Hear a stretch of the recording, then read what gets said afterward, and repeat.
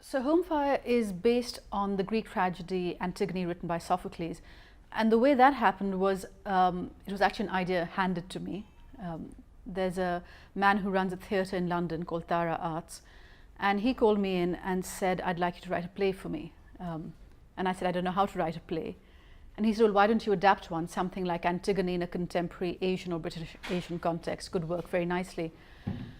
And so I went away and reread Antigone, which I hadn't looked at since university, and quickly saw the kind of contemporary story I would want to tell with it. But I'm a novelist, and I was looking for another novel to write. So even though I pretended to myself for a bit that I was thinking about a play, at some point I realized really I was thinking about the next novel. So my journey as a writer, you can probably chart in a sort of very geographical sense, in as much as the first 4 novels were all set in Karachi, and at that point I was living in Karachi, so it was very much about the world around me. And the 5th one, Burnt Shadows, took a complete turn and was set in multiple locations over different time periods, and the same happened with the next one, A God in Every Stone. This 7th one, Home Fire, sort of feels like it's a mix of both.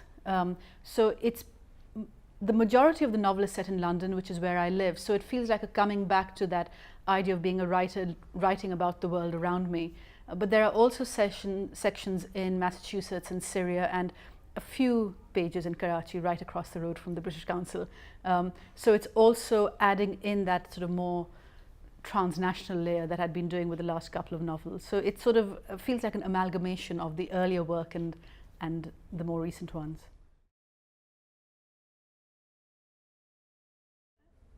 I think home and love are very interrelated concepts. I mean, home is a place which you love and where the people you love live, and where I suppose you love living.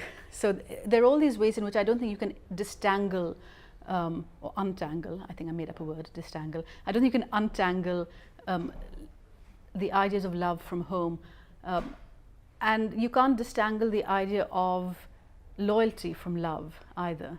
So I was interested in this sort of triumvirate of love, loyalty, home, and how they work together. So and in this particular case with Home Fire, because there is a character in there who very deliberately turns his back on the British state, and becomes, in the eyes of the UK government, a traitor.